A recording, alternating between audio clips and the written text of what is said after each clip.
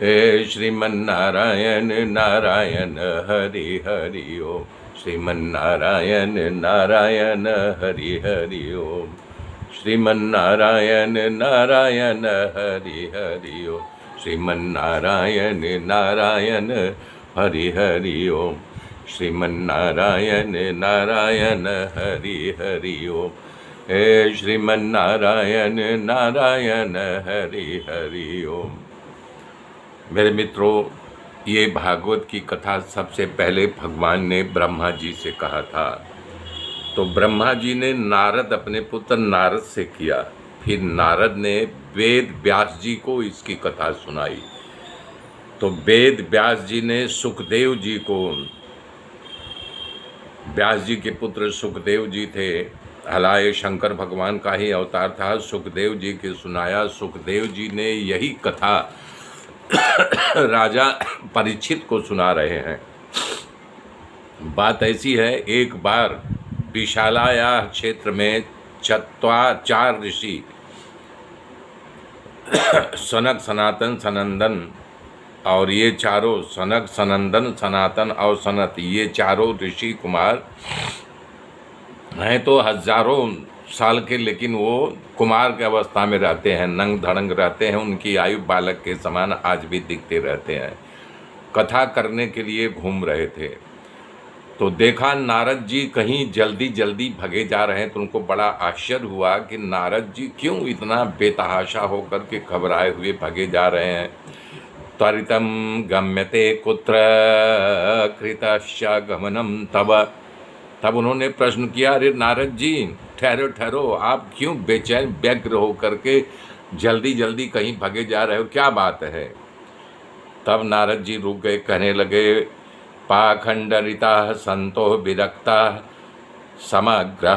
संत जो है पाखंडी हो गए हैं, विरक्त का वेद धारण करके धन इकट्ठा करने में लगे हुए हैं। और जो तरुणी है वो, उनका जो है श्रृंगार गायब हो गया है, सिर्फ बाल बचा हुआ है। और तो और रामचरितमानस में भी बाबा ने यही लिखा है, नारी विवश नर सकल गुसाई और नाचहि नट मरकट की नाई। सारे घर में स्त्रियों का राज्य हो गया है और मर्द जो है बंदर की तरह नाच रहे हैं। न कोई योगी है, न कोई सिद्ध है। तो नर सकल गुसाई और नाचहि नट मरकट की नाई। सारे घर में स्त्रियों का राज्य हो गया है और मर्द जो है बंदर की तरह नाच रहे हैं। न कोई योगी है, न कोई सिद्ध है, सत्य क्रिया का आचरण करने वाला नहीं है। काली काल के वश में होकर के सब साधन संपन्न होते हुए भी सारा साधन जो है अग्नि में स्वाहा कर दे रहे हैं। ब्राह्मण जो है पैसे लेकर के वेद को पढ़ा रहे हैं। तो बोल रहे हैं कि मैं क्या बताऊं, जब मैं यहाँ से भी, यहाँ हमको जब बेचैनी पकड़ लेती है तब मैं बद्रिकाश्रम आ जाता हूँ और वहाँ से वृंदावन से पसार हो करके देखा, जब वृंदावन यमुना के किनारे पसार हो रहा था तो एक तरुणी जो है वृक्ष के नीचे बैठी हुई है और तमाम स्त्रियां उसको पंखा झल रही हैं अपने आंचल से। पंखा कैसे झल रही है? अपने आंचल से।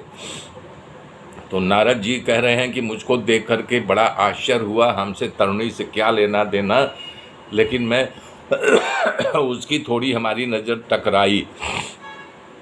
तो टकराते ही मैं आगे बढ़ने लगा तो वो औरत, जिसको सब औरतें अपने आंचल से हवा कर रही थी, बोले कि आप थोड़ी देर के रुक जाइए। भो भो साधवो क्षणं तिष्ठ, एक क्षण के लिए आप रुक जाइए, आपको देख करके हमें असीम शांति की प्राप्ति हुई है।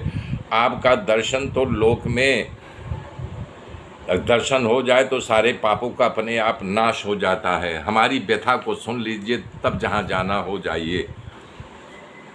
तब रुक गए, नारद जी गए, बोले तुम कौन हो? तब वो अपना परिचय दे रही है, कह रही है कि दक्षिण देश में मेरा जन्म हुआ, कर्नाटक में पली और बढ़ी, महाराष्ट्र में कहीं कहीं मेरा सम्मान हुआ।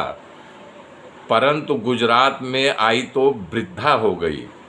भक्ति कर रही है, वृंदावन में आकर के मैं तरणी बन गई और मेरे दोनों पुत्र ज्ञान और राग बूढ़े हो गए, ऐसा क्यों? मुझे खुद आश्चर्य हो रहा है। और इसीलिए हमको सांत्वना देने के लिए गंगा, जमुना, क्षिप्रा, बेतरवती, जितनी नदियां हैं ख्याता, जया, गंडकी, सब स्त्री का रूप लेकर के हमें शांति तसल्ली दे रही हैं।